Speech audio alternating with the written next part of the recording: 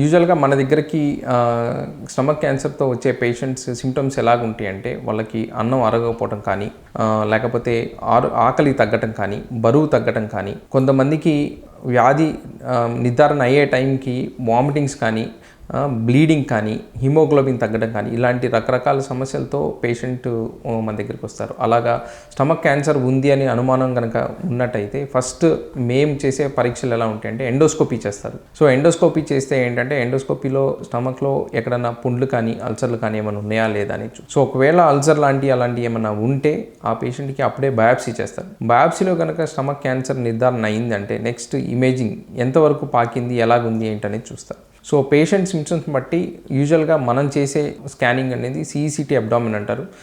అక్కడ వరకే ఉందా, పక్కకు పాకిందా అనేది నిర్ధారణ అవుతుంది. సో అంతవరకు చేసిన తర్వాత పేషెంట్కి మెయిన్లీ 2 రకాల ట్రీట్మెంట్స్ ఉంటాయండి.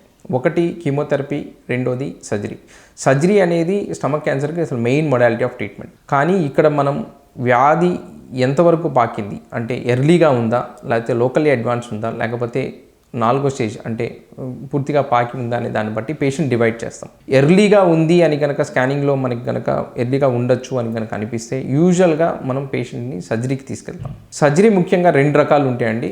డిజిటల్ గ్యాస్ట్రెక్టమీ అంటారు. అంటే స్టమక్లో డియోడెనమ్ దగ్గరగా ఉంది అంటే డిజిటల్ గ్యాస్ట్రెక్టమీ అంటారు. కొంచెం పైకి బాడీ ఫండస్ అలాగా ఉంది అంటే టోటల్ గ్యాస్ట్రెక్టమీ అంటారు.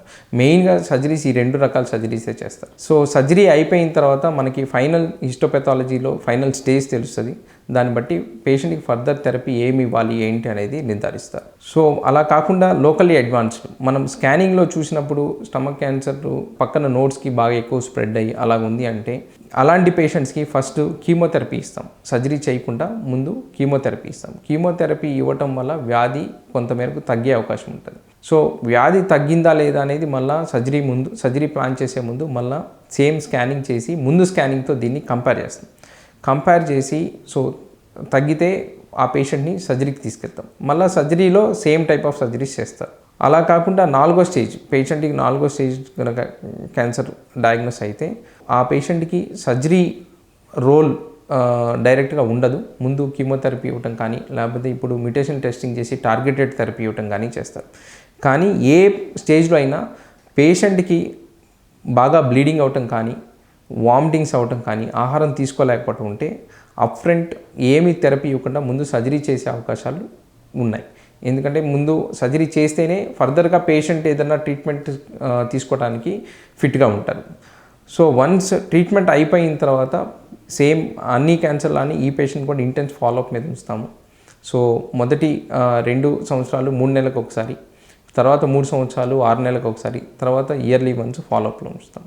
సో ఈ ఫాలోఅప్లో కూడా యూజువల్గా పేషెంట్కి అల్ట్రాసౌండ్ స్కానింగ్ కానీ లేకపోతే పేషెంట్ సిమ్టమ్స్ని బట్టి ఇంకేమైనా ఫర్దర్ సిటీ స్కాన్ కానీ, సంవత్సరానికి ఒకసారి అలా సిటీ స్కాన్ కానీ, 2 సంవత్సరాలకు ఒకసారి కానీ ఎండోస్కోపీ కానీ ఇలాగా పేషెంట్ సిమ్టమ్స్ని బట్టి ఎవాల్యుయేట్ చేస్తాం.